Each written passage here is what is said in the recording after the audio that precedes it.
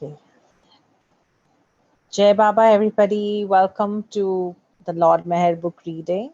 I'm very happy to welcome each one of you and have you all here for this another round. We shall be reading from the online edition of Lord Meher from page 1799. We take turns to read it and we stay muted while each one takes a turn, and then after the reading we have a small chat. So Mona, today, Mona, yeah, I wonder if we can go back to the previous page, like the okay, bottom, so we kind sure. of know. Yeah, we could do that. Could you go to 1798, Eva? And Honey Bunny, you can start the reading today. Thank you. Oh, thanks, Mona. To be frank and fair is a quality. Well, on Thursday, 11 March, Baba gathered the men Mandali and explained to them, to be frank and fair is a quality and characteristic of persons who are honest and have the courage to openly say out what they feel rather than to keep things in the heart or say things behind people's backs. Some take pride in that quality of being, quote unquote, frightfully frank, and hate those who do not say out things as openly. Yet, there are times when one has to discriminate. Sometimes things spoken with the best of intentions totally spoil the case, if said when silence would serve the purpose for the time being. A person sensitive and of quick temperament would probably misunderstand words spoken with the best of intentions, if said when he is not in a mood to listen. Such a person might fly into a rage, become overexcited, and be prejudiced against the best of friends or well-wishers. He thereby loses the benefit of the advice and words of wisdom that would have done him good if said in quieter moments when he would have understood their import and even appreciated it. So it is not always the words and things, however frankly said, that matter, but the right time and the way they are put. Silence, even though misunderstood for diplomacy or hypocrisy, would serve the purpose better, ultimately, than the best of the glorifying quality of being frightfully frank. Sometimes the best of qualities which mankind glorifies are the worst of defects, if not used discriminately at the proper moment. Baba returned to Nasik on Saturday, 13 March 1937. Malcolm had met a Catholic priest at a religious conference in Nasik, and he urged the priest to meet Baba, but he declined. When Malcolm told Baba, he also seemed uninterested. However, Due to Malcolm's persuasion, a meeting was arranged. When they met, Baba commented to him, all the mullahjis, those are the Muslim priests, are good. The Pope is good. The Aga Khan is good. The Pandits, that are Hindu scholars, are good. But only the Shankaracharya, who is the head Hindu priest, but only the Shankaracharya can speak for hours on end. The priest, I guess this is the Catholic priest, hearing Baba's words, proudly refuted what had transpired at the conference. It was not the Shankaracharya, but I who spoke during the whole conference. The Shankaracharya could not argue convincingly at all. He could not say a word to me, and I rebuked him severely. Yes, replied Baba, these mullahjis and the Shankaracharya all need to be warned. They deserve lecturing and need to be taken to task. You just said they are good, and now you say they need to be lectured? The priest said. I don't follow what you mean. Explaining, Baba spelled out, the Shankaracharya and high priests have big heads. They are intellectuals, but they have small hearts. You, however, have a good heart.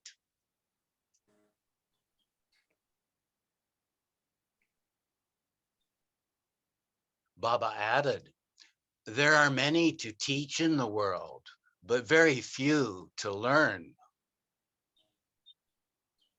What do you mean? Asked the priest. They all teach, but none of them wants to learn. And those who teach do not know the truth themselves. Baba then recounted an incident concerning Bailey. A chap named Bailey was my school friend, and he just could not believe how a boy like me, who used to play marbles with him, could, as a man, attain such a high state while he was still there where he was.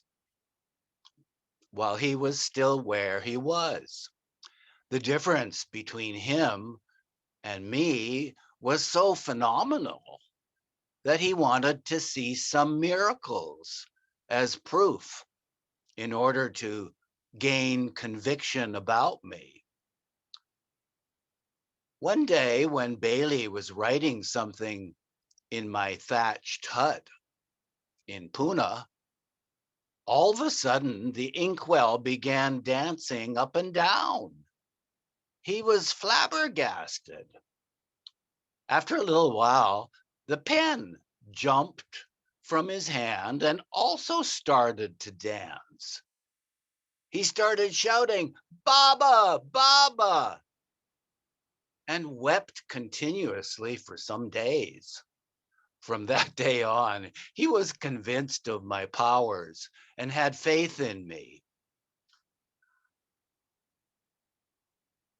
I told him, you fool, if this small phenomena could convince you of spirituality, why don't you go follow Muhammad Chel, who was a well-known tantric magician? All All miracles are child's play, whereas spirituality is far above them. Miracles in themselves have no spiritual value or significance, but they are necessary and at times performed by the master as a means to convince people of truth and spirituality. Jesus performed miracles not for his own gain, but to make people recognize the truth and to create faith in them. Yet, when he was crucified, he who could raise the dead did not stop it. Changing the subject, the priest asked, "Why do you keep silence? Why don't you speak?" "I always speak," Baba replied, smiling. "I continually speak through you, through Malcolm, through all the high priests, and through everyone." Not following what Baba meant, the priest asked, "Then why do you use the alphabet board?" "I talk through you and all, and I answer questions through this board." The priest looked more perplexed and asked, "How? I don't understand." Baba quipped, "Yes, you cannot follow because you have been to Rome, and I know because I have been to home. This is the difference between you and me. You are in Rome, and I am at home."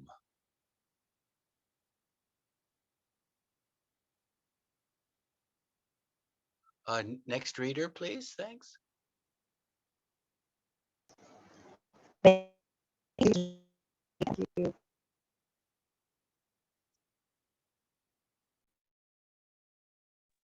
We can't hear you, Mona.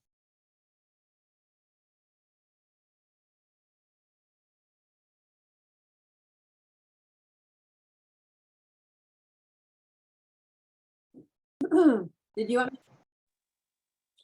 All right, well, who would like to read? Yeah, Betty, can you read next? Thank you. 1801, Nasik and Khan, 1937. The priest then left, quite puzzled by his encounter with Baba. What Baba meant by home was that he was one with God, and Rome was the church, rites, rituals, and religious orthodoxy.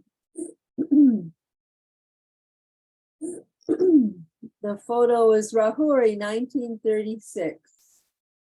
Beautiful. Wow. Meanwhile, Garrett Fort was feeling quite sorry that he ever wished to leave Nasik to see the real India. During his travels, he became lonely and depressed by what he saw of the country, staying in rundown hotels and eating poor food.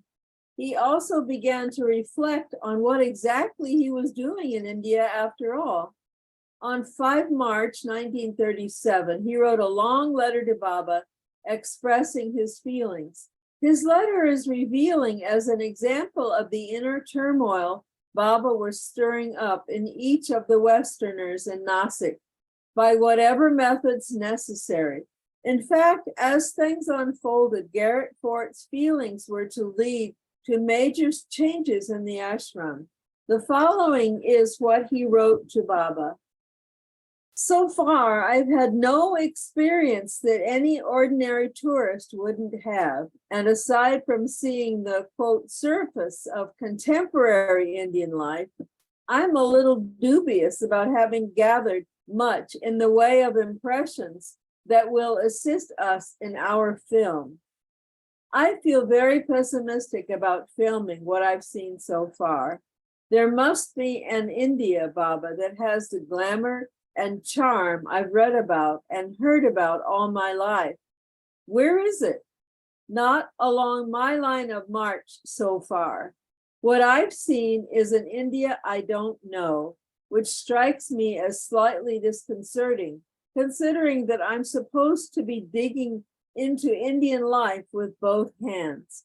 And if you think I'm missing Indian life by not staying at those bad hotels, eating awful food, sleeping on hard beds, and listening to the prattle of some third-rate hotel keeper who wants to know if I know Jean Harlow, then I'd better come right back to Nasik and settle down to studying Urdu. Garrett had started staying in better hotels as he was so uncomfortable in the cheaper ones. I hate to sound so ungrateful, but I must always be honest with you, and there's nothing to be gained by my cooing, marvelous, when I don't see anything to coo about. What I hoped to find was the India of olden glamour. I haven't found it at all. I think that India is a dirty place, and I feel so far I've been an awful flop.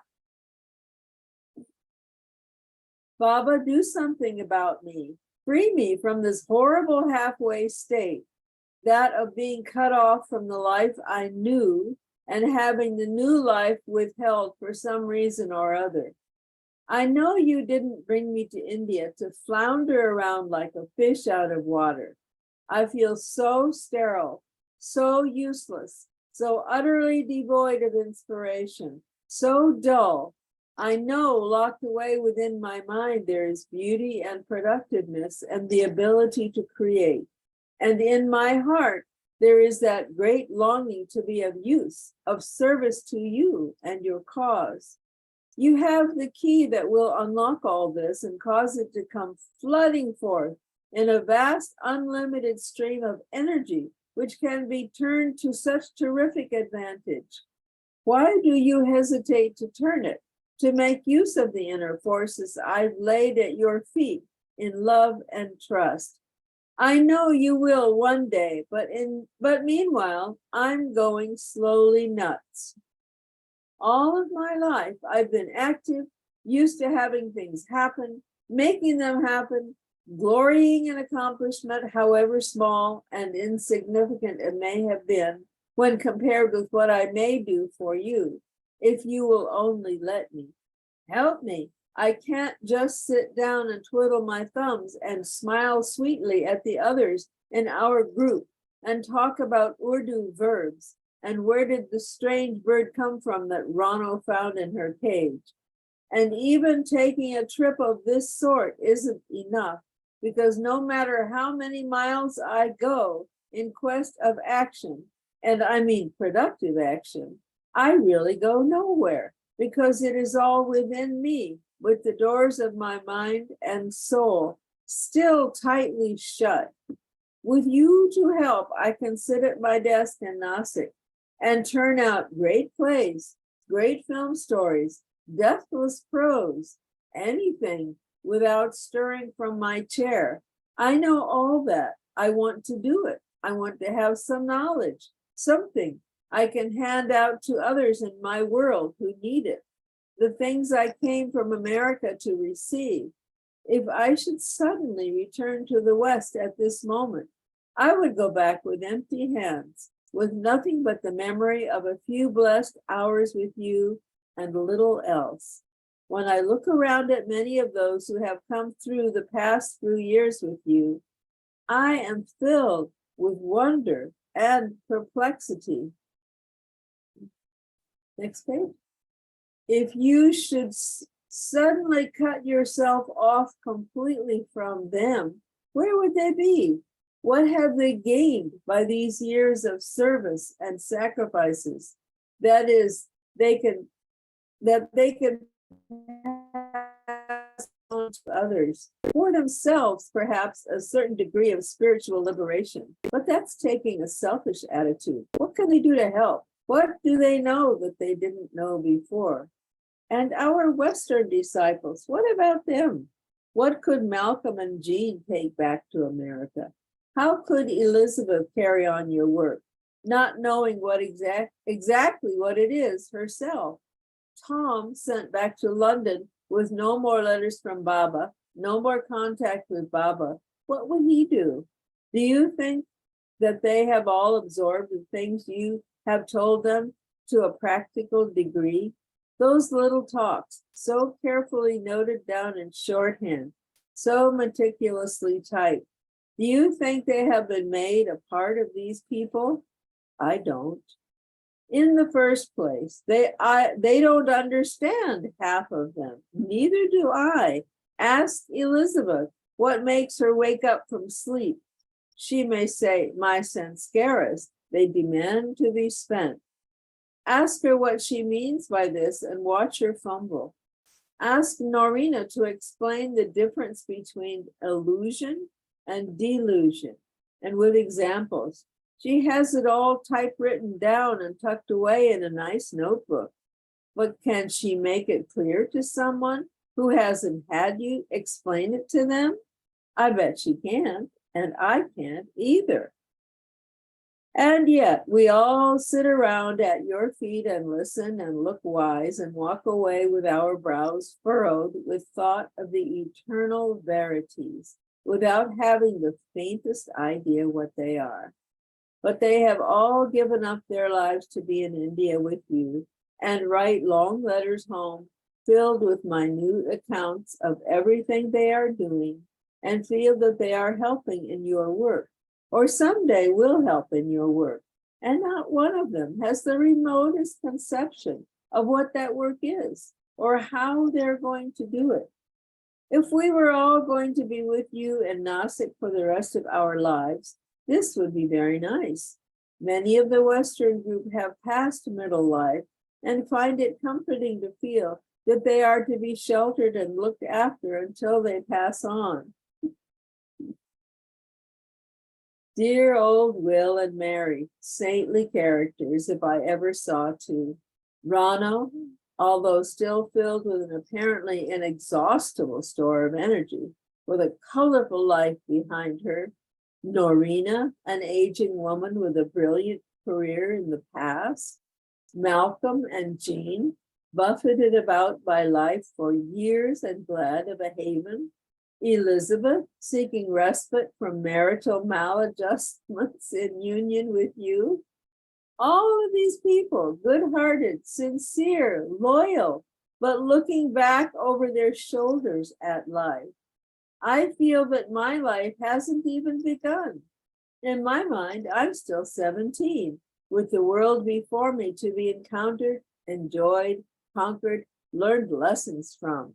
I have no sense of age. I'm not ready to sit down and tie up rice, although I'll do it as a matter of course and devotion to you. But I am ready and as eager as a racehorse at the barrier to win great funds of spiritual strength and knowledge and spread forth into the world with a message and a practical application of that knowledge to help your children. With that goal in view, I can't help chafing. I see so many who need so much. And now that I am here in India, I feel even more helpless than before. At least in Hollywood, much as I hated the life, I was helping a few to survive. I felt that my money was being turned to advantage. I could talk, I could console, I could help people laugh, turn their minds to the lighter side of life. But now I do nothing. I have no money, and those who need me starve. I have no contacts except by letter, and that is a poor substitute. I sit in a comfortable ashram and learn Urdu badly and toy with the idea of getting out a magazine sometime and doing a film, perhaps, or hop on trains and go dashing around the country, spending your money and still grumbling. A fine disciple I am. And with it all, there is that frightening thought that if you should send me back to America, what have I to take back to them there? Is it selfish for me to want enlightenment? Is it unreasonable to ask you to touch lightly my slumbering soul and arouse it to life? Is it too much to expect that, undeserving as I undoubtedly am, you will soon whisper that magic word in my inner ear that will vitalize my whole being, unlock those chambers of mental and spiritual energy, enable to me to really live and serve? It isn't enough to feel that things are happening on the inner planes unless they are going to burst through like flames, smoldering behind the curtain and demolish the curtain. If I am ready, why can't we start going places? And if I am not, what to do to make me? Please, Baba, give this your most serious thought. I feel even more strongly about it than I did 2 years ago and have done everything I can to be worthy of it. I know this must seem a frightfully irreverent and grumbling letter, but you know how I mean it. I don't want to be idle. There's too much to do. And above all else, right or wrong, I must always be honest with you and tell you what is in my heart. For I know that this time in this life, we have met again and are going to travel a long road together. All my heart's love forever, Garrett. Thank you, Betty. Eva, will you take it from here? Sure. The result of Garrett Fort's isolation was that within a week of writing this letter, he returned to Nasik from northern India. He arrived on Saturday, 13 March, 1937, and Baba was displeased that he returned earlier than scheduled. Garrett explained that he was dejected, depressed, and exhausted by his travel, claiming he found nothing but poverty, dirt, and filth everywhere he visited. Reprimanding him, Baba spelled out, "Faith never argues. Have you firm faith in me, you would not have cared about dust, dirt, mosquitoes, cholera, illness, and would not have changed the plan I had prepared for you. You came back before you were due. Had you lasted it out, you would have seen something, even at the last moment. If I am all-knowing, I knew what I wanted you to do and instructed accordingly. If I am all-powerful, I knew how I wanted you to go through all this and laid out my plans accordingly. You do not know my plans and way of working, and hence think in terms of a waste of time and money, etc., all in good faith and with good intentions. India has two divisions. The towns and cities are India's physical body. The scenic spots, like the Himalayas and Mount Abu, are India's spiritual body. God is not to be found only in peaceful atmospheres and among stones, mountains. If he is to be found at all, he can be found in every atom of dust and dirt of cities and towns. I tell you all this because I love you and want you to understand that only implicit faith will help you understand matters and see you through all thick and thin. Nevertheless, Garrett was now ready to return to the West. He said he wished to return to Hollywood and work hard to earn money to fund Baba's ashrams and film projects. Because of his insistence, Baba agreed to send him, promising to help him in his endeavors. Discussions began about building another bungalow in Nasik to house additional Westerners who were to come there. On 13 March 1937, Baba gathered the Western group and stated, I am in everybody, with everybody, and near to some. Last time we talked about building the new bungalow, and it all centered around the fact that we desperately needed money for it. I told you all to think about it, how to arrange it, but I feel sure none of you thought about it. Consequently, I had to do the thinking myself as to how to have the money for my future work. And today, I solved the problem by ordering Garrett to go back to Hollywood and work and send me the money he earns. A most needed help, the only concrete help, because the avatar is always poor. Men such as the Aga Khan and Adolf Hitler have lots of money, but the avatar is always poor, always in need of money. Always the inner circle helps the avatar.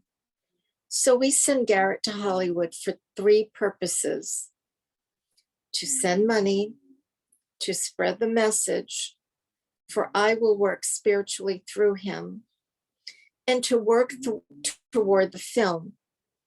The film must and has to come out.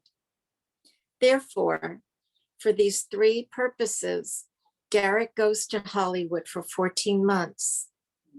Now he is first going to Panchgani for 7 days and will stay in the cave in Tiger Valley where I was for months before. Baba ended by saying, it is better to give than to receive, always in everything. In the long run, one finds it better to give. The following day, the 14th, Baba further discussed the building plan. Let us finish the bungalow business today, because tomorrow there will be no time.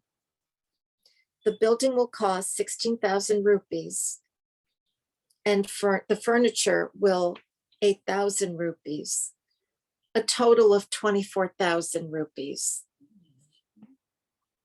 How we need money. That is why Garrett goes to Hollywood, not for the bungalow only.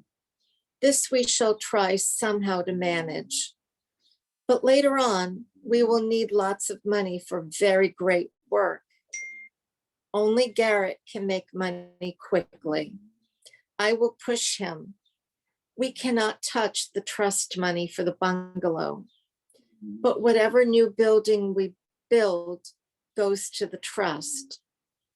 What greater service than to help with money when it is needed most? The discussion about money was just a ploy on Baba's part. Fort thought money was important to Baba in his work, but it was not. At one point, Fort suggested sending $1,000 each month. After complaining about his mind being so sluggish and lacking in inspiration, Baba assured him, I have an immense stock of inspiration, and I will give some of it to you. After 14 months, you must come back to me here. It was decided eventually to start building the bungalow in September 1937. After the monsoon rains had ceased and additional funds began arriving. Therefore, no new persons were to be allowed to come to India before December. Baba also wanted a bore well dug, so they no longer would need to boil their drinking water, as they had been doing. After the building project was settled, Baba explained to the group about different mental states. Subconscious experiences, although on the same plane, vary. Some are mere dreams, some visions, some the foretelling of the spending of impressions. But even the subconscious can be hallucinated. This is very interesting. Now, what is hallucination? Let us not play with mere terms. Let us see whether you really understand. It is not a dream. It is like delusion. The difference can be understood by examples. You sit relaxed, and in your mind, pictures of your home, your mother, family come to your mind. And you speak to the pictures that you can bring before your mind. This is imagination. You imagine yourself being in America, talking, eating, etc. That is imagination. Now, in this imagination, you think that you actually see your home, your mother, family, etc., and feel their presence. This is hallucination. As another example, I once asked a man to fast for 40 days on water only. On the 14th day, he saw strange things. He saw figures with 10 heads and 12 hands speaking. He thought this was spiritual experience, but I assured him it was hallucination. Now, what is the difference between hallucination and spiritual experience? In hallucination, you see things, extraordinary things, but you never feel blissful or peaceful. This is the only sure sign of differentiating between hallucination and spiritual experience. When it is hallucination, bliss and peace are not possible. In the state of delusion too, bliss and peace are not possible. But this confusion as to whether it was hallucination or spiritual experience does not remain.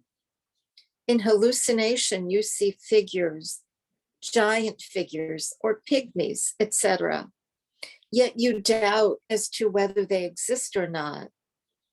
But in delusion, you take things as existing, which really do not exist.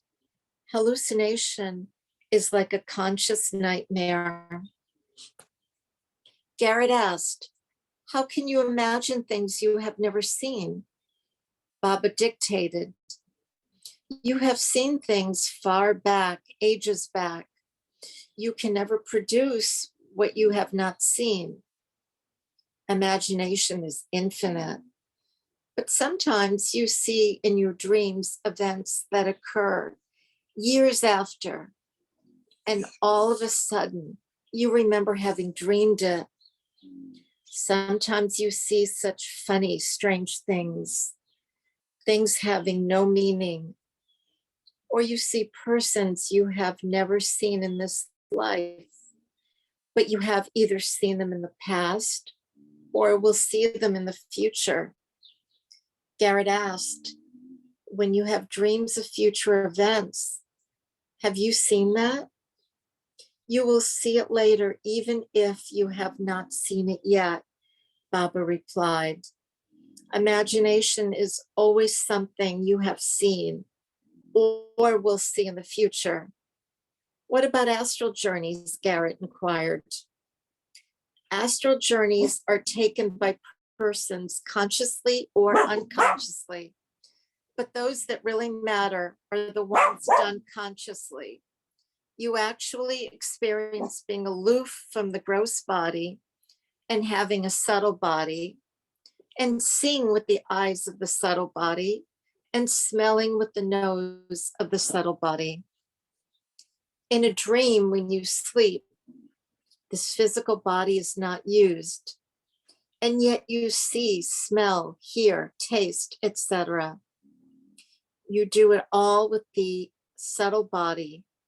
but not consciously. When you do it consciously, you actually experience being aloof from the body. You smell, you eat, you hear, you feel, doing it all as concretely as you do with the gross body, not vaguely as in dreams.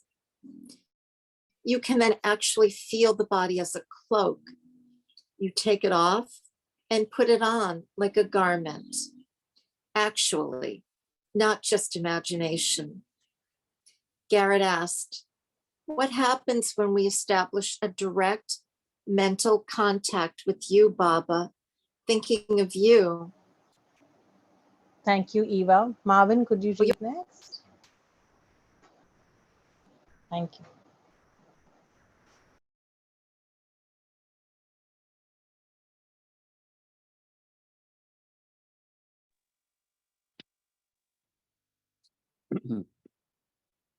Now, this is very important, Baba emphasized.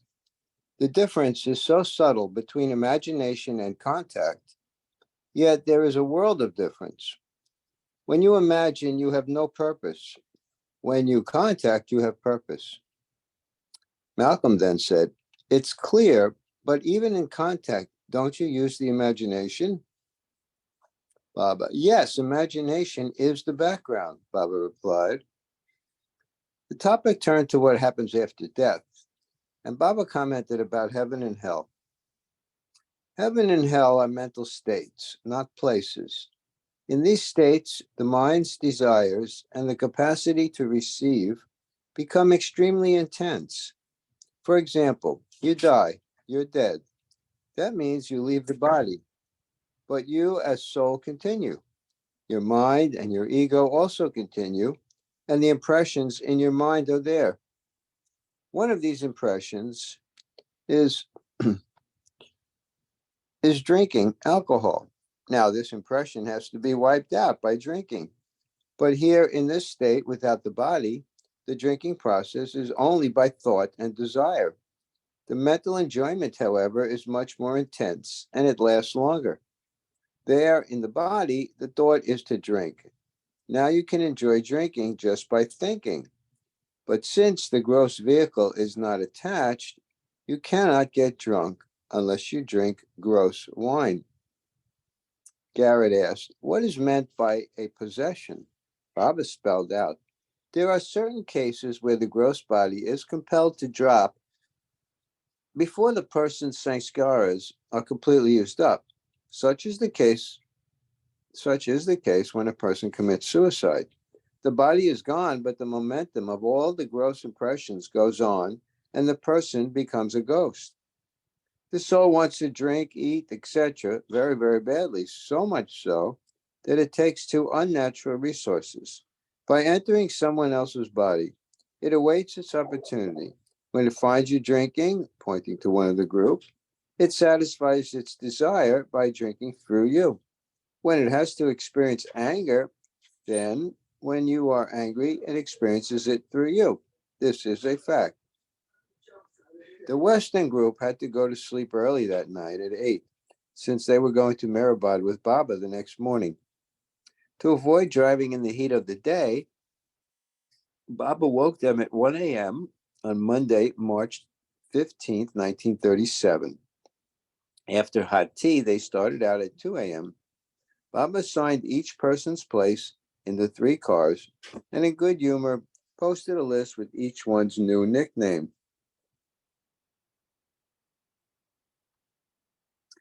In the Ford, Elizabeth the Eternal drives, Norina the Mama, Rano the Universal Mind, Ruano the Heavens, Nani the Beloved, Kitty the Love, Canute and Kippy the Nuisances. In the Chevrolet, those are the dogs, in the Chevrolet Pendu the Great, to drive, Tom the Lover, Malcolm the Magazine, Jean the Jewel, Mary the Merry, Will the Divine Will, Nadia the Knower. In the Opal, Baba the Infinite, Adi Senior the Alphabet drives, Margaret, the Holy Spirit, Delia, the Champaka flower, and a boy, either Jalil or Bhagarat. After the day visit to Meherbad, the group returned to Nasik late at night, via Rahuri, where Baba got down. Earlier that morning, Rail Saheb saw an old woman loudly moaning outside their compound. When he and Jalbai went to offer some bread and tea, they saw that she had a huge gaping head wound filled with maggots. Seeing her agonizing suffering, Rail Saheb became distraught. Baba was not at Rahuri then, and he wasn't expected that day, but he suddenly arrived at 7 o'clock in the evening. He asked Rail Saheb why he looked so glum. Jabai told him about the old woman, and Baba said to summon her. She had left, but was soon located and brought. Baba stood and embraced her tightly. He arranged for bedding to be given her, told Nilu to give her a sleeping dose, and instructed Adi Sr. to take her to Ahmednagar the following day for further treatment. She died shortly afterwards. Baba stayed in Lahori for a few days, and as Daki recorded, whenever Baba is here, every one of us is pleased and all the work is done up to the mark. The Meher Ashramites also feel a kind of joy when Baba is here. On 18th March 1937, Baba sent Garrett Fort to the Tiger Valley Cave in Pachgani to stay secluded for 2 days. Chanji went with him and left him at the cave. But when Fort inspected the cave, he was horrified by the thousands of black ants inside and spread insecticide to kill them. He was distraught to see the ants return at night, and his whole attention was focused on them rather than contemplation of God. But when he did think of Baba, he felt protected. Firmly set on leaving India, Garrett went from Pachgani to Meherbad to meet Baba on the 20th. At one point, Fort expressed his disappointment, saying, "I am returning empty-handed." What Fort meant was that he had not had any spiritual experiences. But Baba explained, "You are not returning empty-handed. You are going with my orders in your hands. You do not know what your time in India means. You will realize it all later. It is like a pregnant woman feeling all the time uncomfortable, uneasy, and restless with the burden of the child. But once she gives birth, she feels light, happy, and free. You are returning now full of special experiences, though you are unconscious of them. That is why you are so uneasy and even upset, and why you feel that you are going empty-handed. But once the veil is torn open, there will be light, knowledge, understanding, illumination, and then you will know all." Baba urged Garrett to follow all the orders he had been given, especially about refraining from lustful actions. Baba warned him, "One physical relationship, and it's all lost, so beware." Garrett Ford left Nasik on 24 March 1937 by train with Chanji, and following Baba's orders, set sail the next day at noon on the Conte Verde, headed for California. He was never to see Meher Baba again. Ford's departure was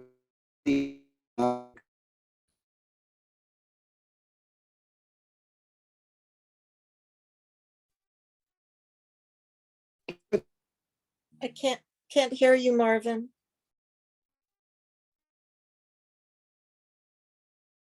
Eva, why don't you take it from there? lost my audio. Okay, you're back. Okay, Marvin, continue. Garrett's ideas were innocent but naive. A successful Hollywood screenwriter who had enjoyed lucrative sales of his writing, was returned from occult India, having spent months with a God-conscious master. He was enthusiastic about going back to work in the movie business and earned thousands of dollars to send to Baba. His only thought was of how proud Baba would be of him. Yet things were not to turn out as Fort had planned. In fact, he would have been wiser had he stayed in India and let Baba decide his future, instead of formulating his own schemes of how to help Baba, though he was very sincere in them. Meher Baba would seldom say no to someone who was keen to do something, who came to him for his consent or permission. Baba would allow the person to use his mind to pursue his dreams and then learn for himself the wisdom of leaving everything to the master. As things tragically turned out, Garrett Fort returned to Hollywood to face years of unemployment and inactivity. He plunged deeply into debt and wrote long letters to Baba detailing his plight. Not finding work was sheer torture for him, and it was deeply frustrating not to be able to earn any money for Baba's cause. The irony of the matter was that during this period of contact, Meher Baba would actually send him money from time to time. Several months of communication passed between Baba and Fort.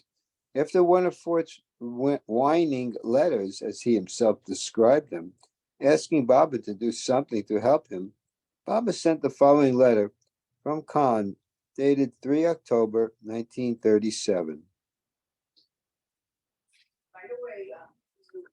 Now you know that your earning power, like all your talents, is a grace from me, given or withheld as I deem best for your spiritual evolution.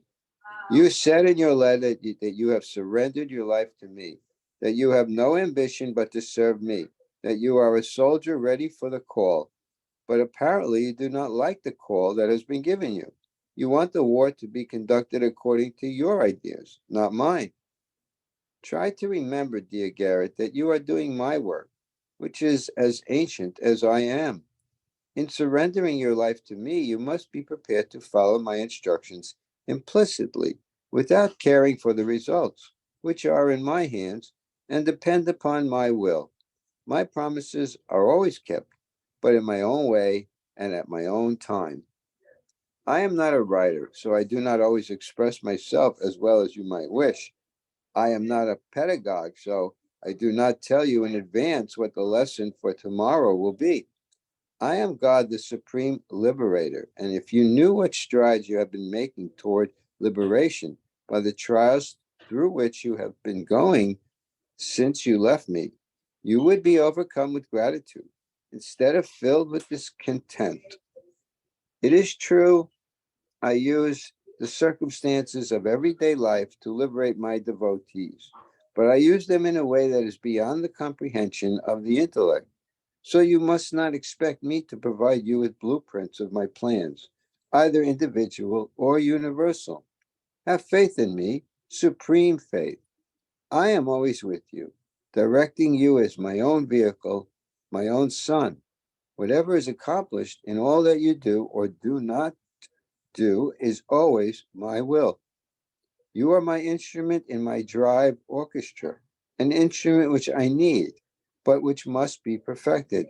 I shall never fail you, nor will you fail me. You must continue to be brave as you have been.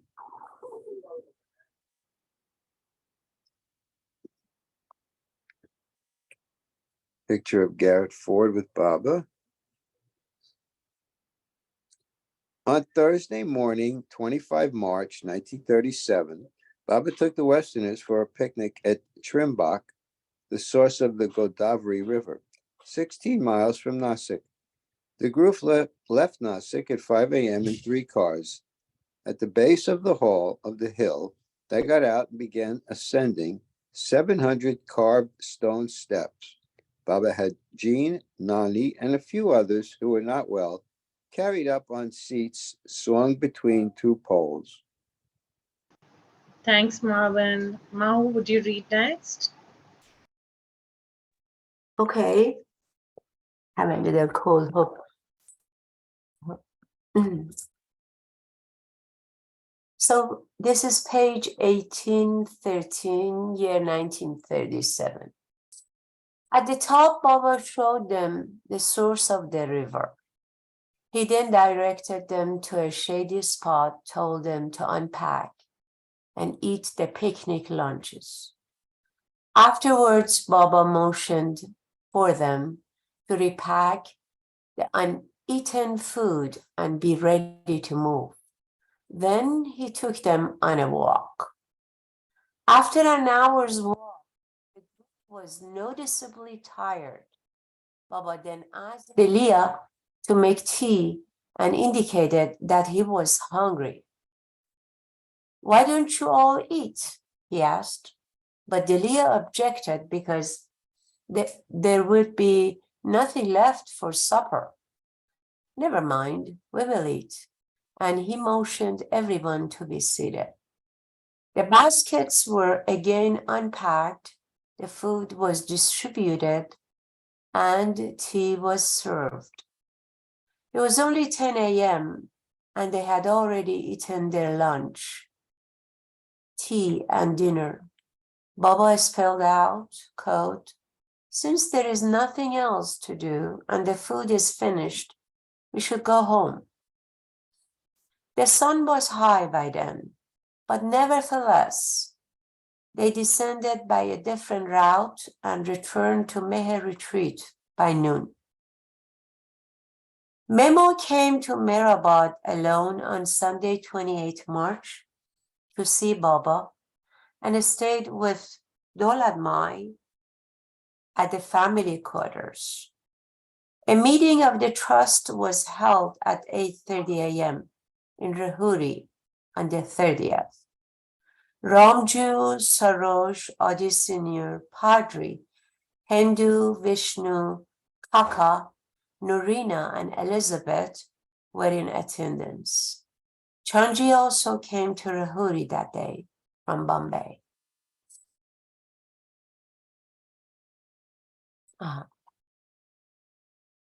Malia Rudiyar, astrologer, Dana Rudiyar's wife, was touring India and came to Nasik on the 31st. The Rudiyars had met Baba in Boston in 1931 and again in Hollywood in 1932. During Malia's meeting, Baba told bravery and strength overcome all difficulties. Be firm, do not despair, and keep longing. It is there in you. You are the infinite universe, but you must discover it and find that out. I will help you, always. And then, quote from Baba, places and physical conditions do not matter where longing and determination are deep and strong. It is not a question of patient, endless walking, for example. It matters how and where you walk and in which direction. You may walk and walk for years, but if it is in the wrong direction, it is a waste of energy and time. If you go further away, of course you do come back when the time comes, but it is such a long process. Malia was invited to stay in the Nasik ashram, and she did for a few weeks before returning to America. On Thursday, 1st April 1937, Baba gave a very interesting discourse to the Westerners, explaining that they should always think of him in everything they did. So Baba says, I may want anything from you. I may instruct some of you to nurse and wash the lepers and look after them. I may order some to meditate on me or wander about like sadhus or dance and sing with joy or become like skeletons or grow big and fat. But whatever it may be, it work for me. This new work will start in April. Meditation means all the time, always think, letting nothing distract you. It is your doing it for me that counts.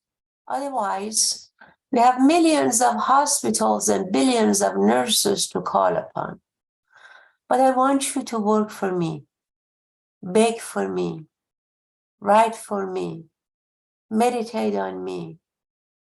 When you think of these lepers as Baba, you will wash them with love. Baba is all in all. So wash them with the same love as you wash my hair.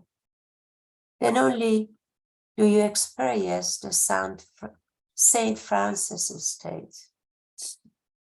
Turning to Margaret Crast, Baba continued, if you dance for me, you do as much good as one who meditates on me. Some like work, some like play. But when you do it for me, when it is the same, but when you do it for me, then it is the same. It is Vedanta and Christian philosophy in a nutshell. So very easy and yet so very difficult. Thank you so much, Mahu. Marjipan, can you read next?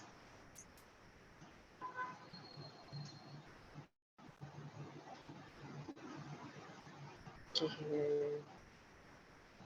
I don't see your audio on.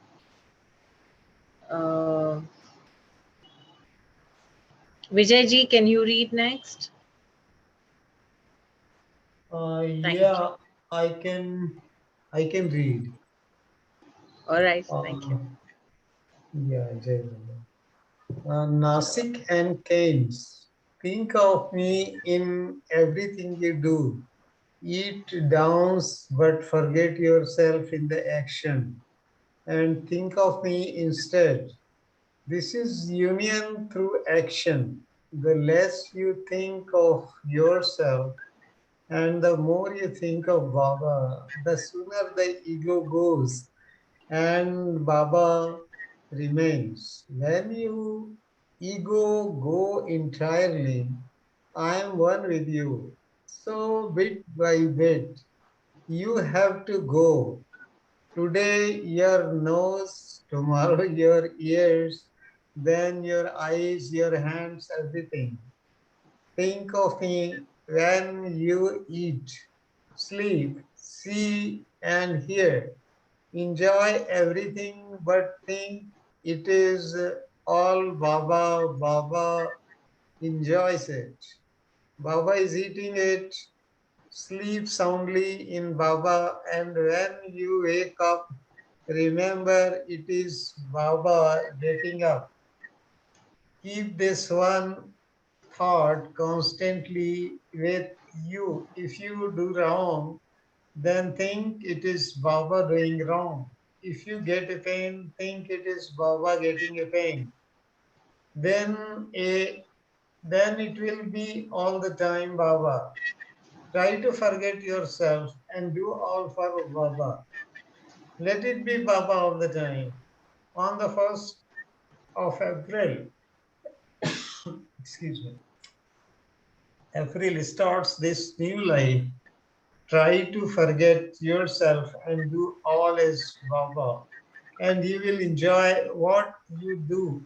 It is really all bliss, all love. It is we who created misery. So let us be happy. How? By not being bound by anything. Can you picture me driving a car? Can you picture me dancing? When you dance, then it is Baba dancing. When you drive a car, then it's Baba driving. Baba does everything. When you blow your nose, it is Baba blowing his nose. Think always of Baba. It is the easy and natural way. Baba had directed the Westerners to do an hour of meditation each morning. On 2nd April, Baba asked them to take the meditation seriously. Try to do it very, very seriously, as if your very spiritual life depended on it. Not merely as exercise, drill or a bore, or like taking castor oil. Clear? He told them, once you experience a teeny bit of what I intend giving, it will be bliss just to sit and concentrate on me. Until then, try to follow literally what I have told each separately. Baba left Nasik early the next morning, accompanied by Chandji and the driver. Reaching Mehrabad at 7:15 a.m., Charles Purdam's new book, The Perfect Master, had recently been published in England, and some copies had arrived in the car. What happened? Footnote, I'll read that. Chanji had provided Purdom with details about Baba's life, and Baba had approved the manuscript. Ghani and others, however, were miffed, not have warranted a mention.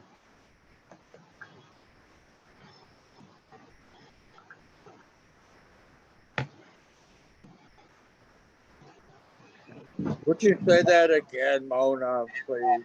Read that footnote at once more again, please. Sure. Chanji had provided Purdom with details about Baba's life, and Baba had approved the manuscript. Ghani and others, however, were miffed, not have warranted a mention. Okay. All right. Vijayji, you can continue. Yeah. But he told them, once you experience a teeny bit of what I intend giving, it will be bliss just to sit and concentrate on me. And until then, try to follow literally what I have told each separately. Baba left Nasik early the next morning, accompanied by Chanji and the driver. Reaching Mehrabad at 7:15 a.m., Charles Purdam's new book, The Perfect Master, had recently been published in England, and some copies had arrived in the car. Chanji discussed translating Purdam's book into Gujarati. Chanji also suggested having the Mandali and Westerners write off their experiences. Baba liked the idea and told him, remind me about it when I return to Nasik. Shirin Mai, Behram, Garin, and their children arrived at Mehrabad on Sunday, 4th April 1937, and saw Baba. Baba returned to Nasik on the 6th, and 2 days later took the Westerners to Anand Valley, 8 miles away. They left Nasik at 7:30 a.m. in 3 cars, one driven by Fraini and one by Elizabeth. It was a beautiful spot for a picnic on the banks of the Godavari River, surrounded by mango trees, and Baba was in a very happy, playful mood.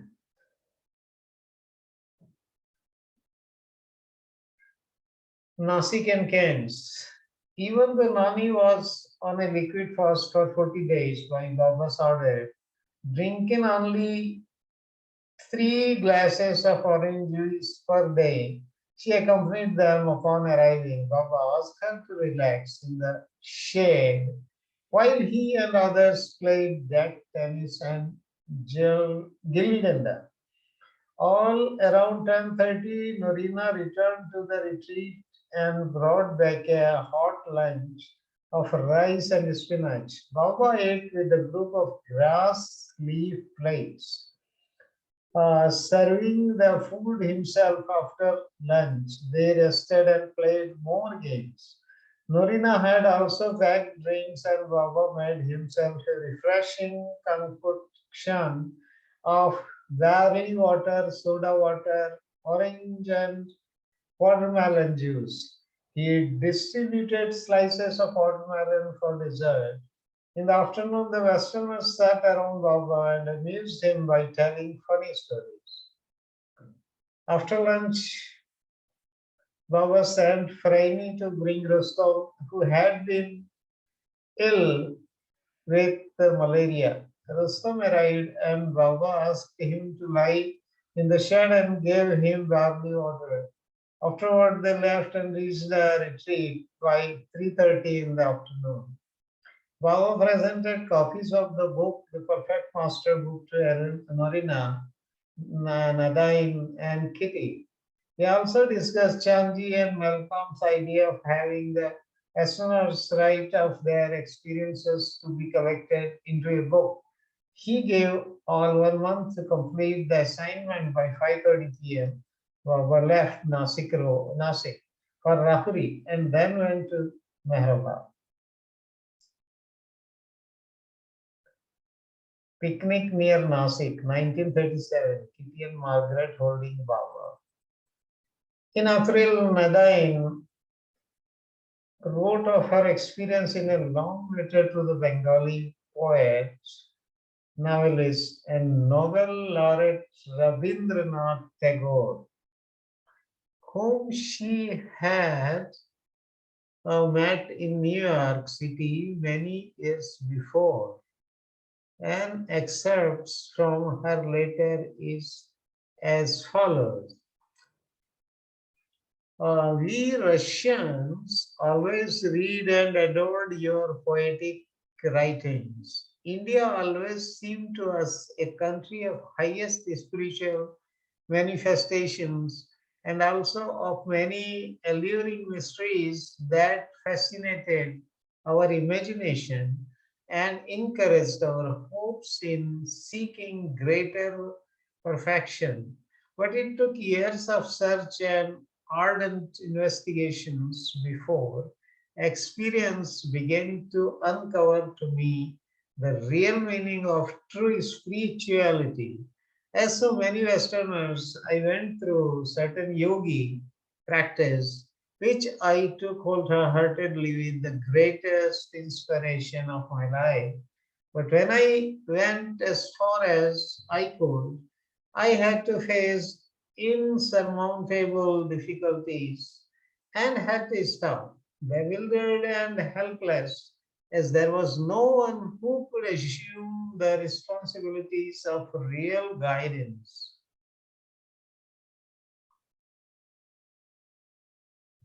Thank you, Vijay. Yeah, welcome. One could have all books and doctrines, spiritual schools, and different Eastern and Western preachers and leaders, but no actual help for higher, true spiritual training. All acquired experience only made it harder to lay trust on anyone.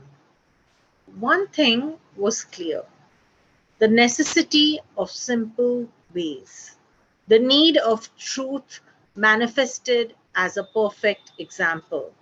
So you can imagine the greatest happiness when I have been brought in contact and actually was in the presence of a true perfect master. Immediate inner recognition and direct practical help, together with powerful experiences, have given the long sought peace. Since then, my spiritual path became sure and clear. Inner adjustments have removed former difficulties, old methods discarded, and all increasing progress assured. It is rare grace to find a true, pure guide who really is that divine love for which we long all our lives and come to this earth. Sri Baba's divine love has an irresistible power. It awakens love and brings confidence and divine assurance in his pure spiritual guidance. It brings comfort to the soul and helps to fulfill our spiritual ideal. The Westerners visited Meher Baba on Saturday, 10th April 1937, starting at 2 a.m. and arriving early in the morning and returning the same evening at 7. Baba was driven to Rahuri the following day by Adi Senior, where Ali Akbar Aloba, Taib Ali, and a few other visitors were waiting to meet him. Baba met each and sorted out their individual problems and worries. Although he was annoyed and would have preferred spending all his time in Rahuri with the Mad and Musk there, Roha Sahab and Ghani also seemed out of sorts, and this further irritated Baba. On the 12th, Baba clearly indicated that he no longer wished to maintain two establishments. The whole affair should be at either Mehrabad or Rahuri, but not both. He instructed Dhake to see Lakshmi Narayan, the landowner at Rahuri, and try to get more land, otherwise the ashram should be moved to Mehrabad. Also on 12th, Rustam came to Rahuri with cameraman and a director from the Imperial Film Company. They took a few minutes of film of Rahuri Ashram and of Baba feeding inmates to incorporate with the footage they had taken of Baba's birthday celebration at Nasik. Baba came to Nasik unexpectedly that day, arriving after dinner at 8 o'clock. The group was not expecting him until the following day. As was their usual habit, they stood outside the main building and watched Baba get out of the car. He mentioned them not to come and embrace him as they sometimes did, because he was working internally. He instructed them to be completely silent, but he did allow them to sit around him on the steps of the porch. Elizabeth's dog Kippy was usually around Baba when he was in Nasik. The dog walked up to him and she licked his feet. Baba took her in his arms for a moment. After a short while, Baba asked where Kitty was. She had gone for a walk, but it was already dark and she had not yet returned. Baba led the group to sit in the garden and asked again, "Where is Kitty?" After a few moments, Baba left and retired to his room, directing one of them to give Kitty a message. "Tell Kitty she's wonderful in all ways, good and bad." Despite the group having been together,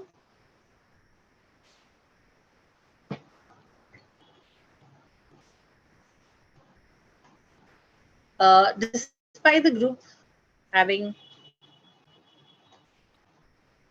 been together for 4 months now, differences and petty quarrels persisted in Nasik ashram. On the afternoon of Tuesday, 13th April 1937, Baba mentioned this problem and explained the difference between needs and wants. As I said this morning, it is time. I think, can somebody else read? My screen is flickering. Marvin, can you take it from here?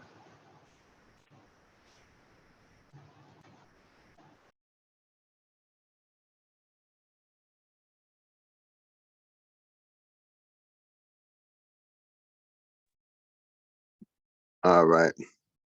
Despite the group having been together for 4 months now, differences and petty quarrels persisted in the Nasik ashram. On the afternoon of Tuesday, 13 April 1937, Baba mentioned this problem and explained the difference between needs and wants. As I said this morning, it is time we started dying. Dying not the ordinary death, but the death of low desires. It is all bliss everywhere, but all are miserable because of ignorance, which forces one to fulfill desires. Yet the goal of each and every one is to attain the state of desirelessness. Is it clear? It is all happiness, infinite, unfathomable bliss when you desire nothing. Let desires die. But how? You want millions of things. You say, I want this, I want that. If you were to keep an account of your wants, my God, needs are not wants. Everything beyond needs is wants, and wanting inevitably leads to suffering. So try your best, your very best, to want less and less of that which is beyond your needs.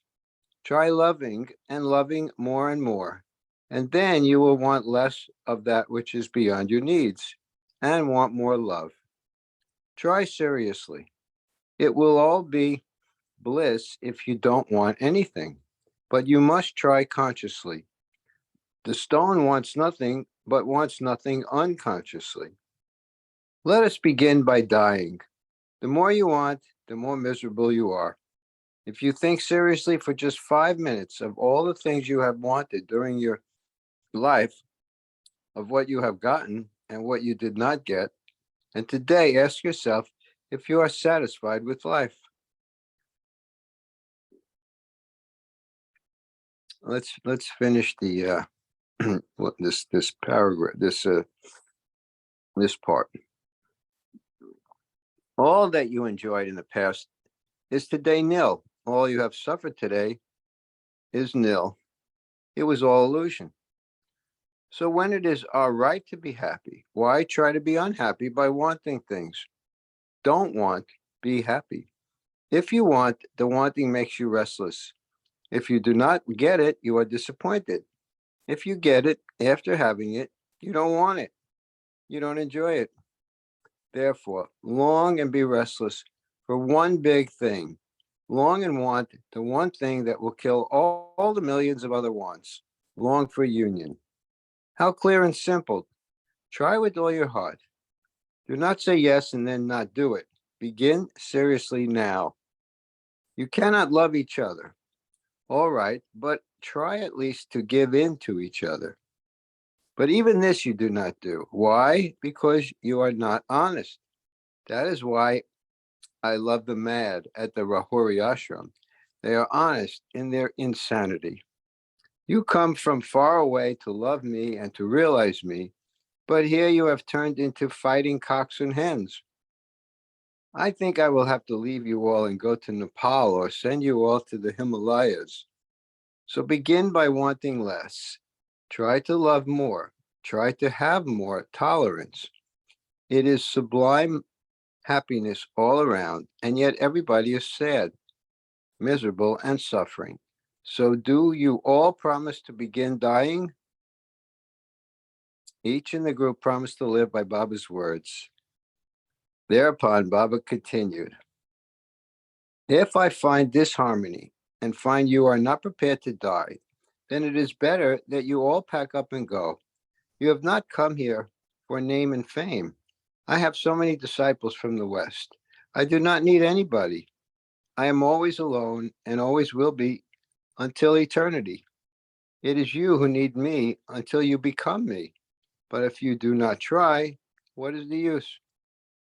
So all begin to try now, or seriously, I will tell you all to leave. Be honest in your trying. There must be harmony, love, and peace. Real harmony, love, and peace, not forced. Unless you are what I want you to be, I cannot give you what I want to. Do not keep the doors closed, pointing to the heart. Keep them open so that when I want, I can enter. Every time I intend entering, I find the doors closed, all because of useless wants. Begin dying by loving. Promise me, if you cannot love one another, how could you love those who torture you? Look how Jesus loved. He saw himself in all. See Baba within. If I say no, do not get angry. When Norina says no, think it is Baba who says no. It is all want, pride, ego satisfaction, all wants.